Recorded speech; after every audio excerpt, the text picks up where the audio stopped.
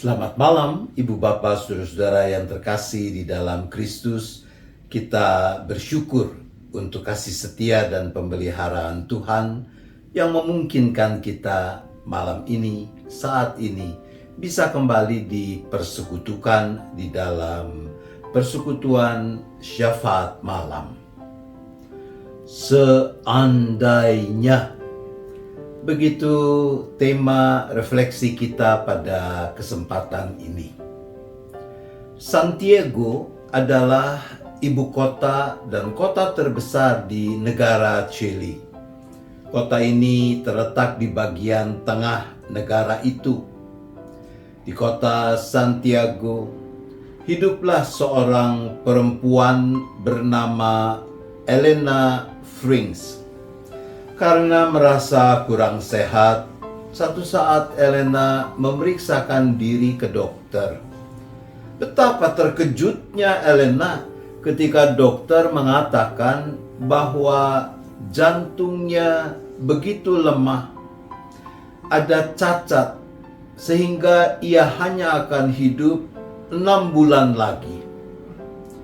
Beberapa hari kemudian, setelah berhasil mengendalikan hati dan pikirannya, Elena sebagai seorang pengikut Kristus mengambil keputusan luar biasa.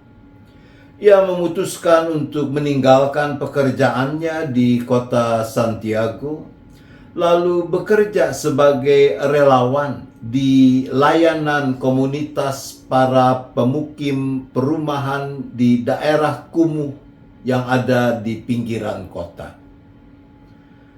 Aku akan memberikan sisa hidupku yang 6 bulan untuk kemanusiaan.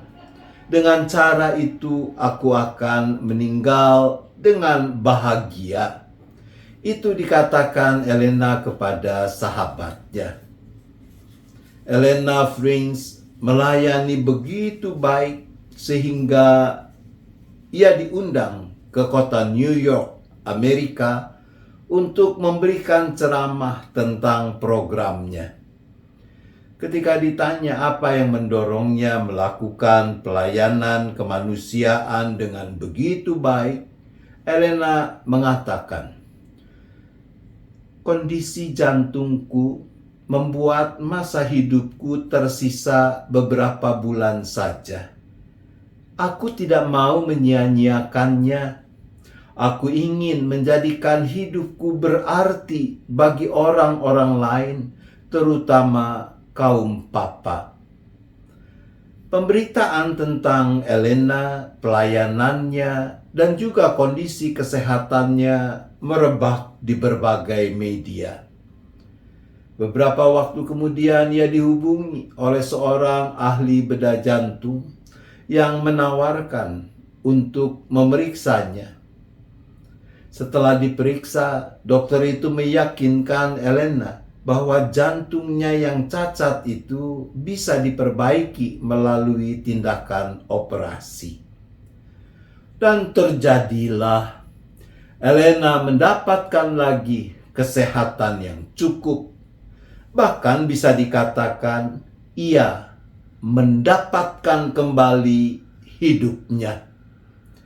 Setelah pulih dari tindakan operasi yang dijalaninya, Elena kembali ke Santiago dan dia terus membantu kaum miskin yang tinggal di pinggiran kota. Pemaknaan yang ia lakukan akan kemungkinan kematian yang dihadapinya memberi arti dan arah baru bagi hidupnya. Elena Frings mempersembahkan seluruh hidupnya kepada Tuhan lewat pelayanannya kepada sesama, terutama kaum papa. Bahkan ketika penyakitnya itu membuat hari-hari dalam hidupnya menjadi sangat berat, sangat terbatas, justru ia memberikan yang terbaik untuk melayani, bukan meratapi kemalangannya dan berputus asa. Itu yang membuat hidupnya menjadi penuh makna. Dan bukan cuma itu, Bukankah Elena mengalami apa yang dipersaksikan dalam Matius pasal 10 ayat 39? Terjemahan baru edisi 2 mengatakan begini: siapa yang mempertahankan nyawanya, ia akan kehilangan nyawanya. Dan siapa yang kehilangan nyawanya karena aku, ia akan memperolehnya. Ibu bapak, saudara-saudara, mari kita bayangkan, jika saudara diberi waktu untuk hidup selama 6 bulan lagi, apa dampak berita itu bagi saudara? Apa yang akan saudara lakukan dengan sisa hidupmu itu? Elena telah memilih yang terbaik. Apa pilihan kita? Saya percaya kita juga pasti memilih yang terbaik. Pasti kita akan melakukan yang terbaik agar sisa hidup kita memuliakan Tuhan. Agar sisa hidup kita menjadi berkat bagi keluarga, bagi orang-orang di sekitar kita, bahkan bagi banyak orang. Maka pertanyaan akhir adalah, mengapa kita harus menunda melakukannya? Menunggu sampai hidup kita tersisa 6 bulan. Tuhan menolong kita. Amin. Mari kita bersyafaat. Bapa di sorga, ampunilah kami sekiranya di sana sini kami suka menyia-nyiakan kesempatan untuk memuliakan Tuhan dan melakukan yang baik, menjadi berkat bagi sesama. Tuhan, ampunilah kami.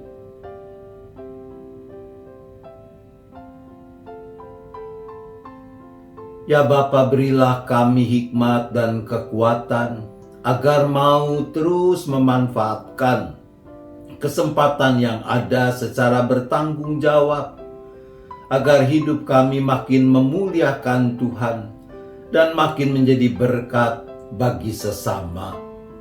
Tuhan, tolonglah kami.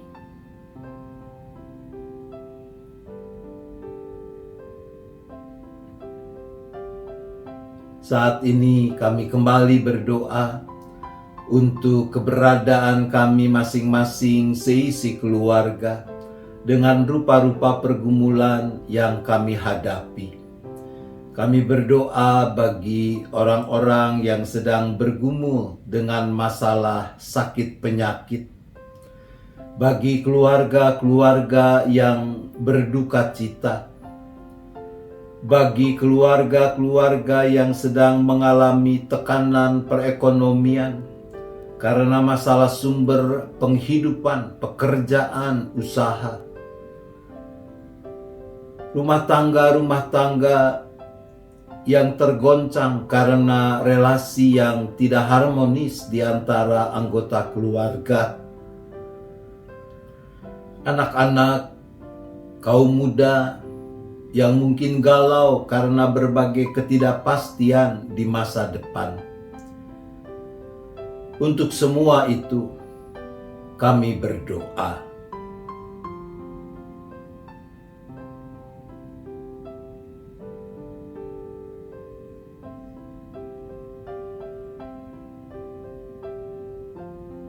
Kami juga mengucap syukur untuk anak-anak yang telah menyelesaikan pendidikan pada kelas atau jenjangnya masing-masing.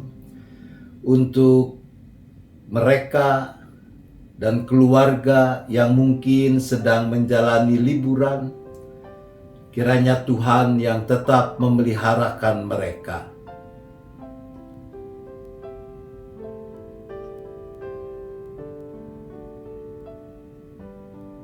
Kami juga berdoa bagi kegiatan-kegiatan yang diselenggarakan oleh gerejamu dalam hidup persekutuan, pelayanan, dan kesaksiannya.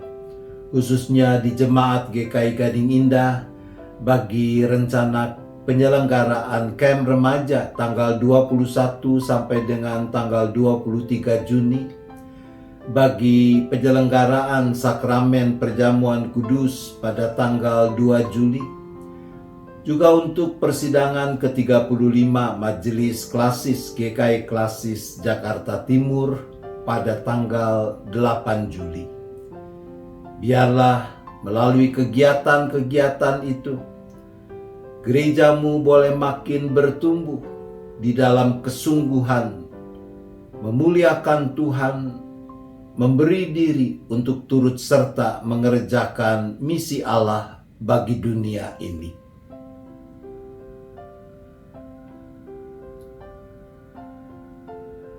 Kami juga terus berdoa bagi keberadaan bangsa dan negara di mana Tuhan hadirkan kami sebagai bagiannya.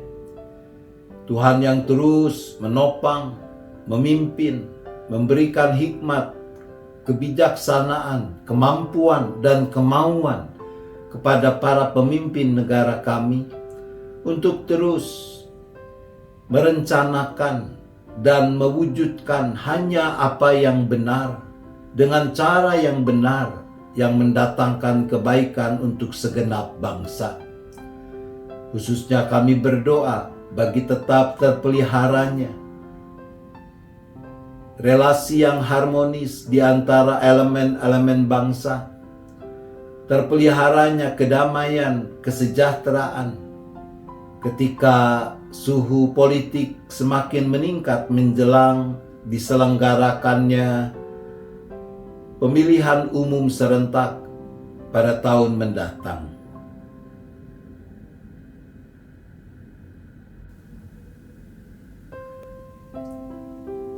Sebentar akan tiba saatnya kami juga akan beristirahat, maka kami serahkan lagi seluruh keberadaan kami masing-masing seisi keluarga ke dalam tangan pengasihan Tuhan.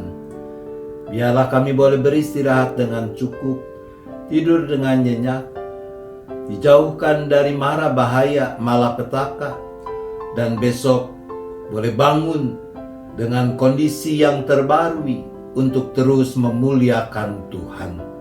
Terima kasih ya Bapa, kami bersyafaat hanya di dalam nama Tuhan Yesus Kristus. Amin. Selamat malam Ibu Bapak Saudara-saudara, selamat istirahat. Tuhan tetap beserta kita.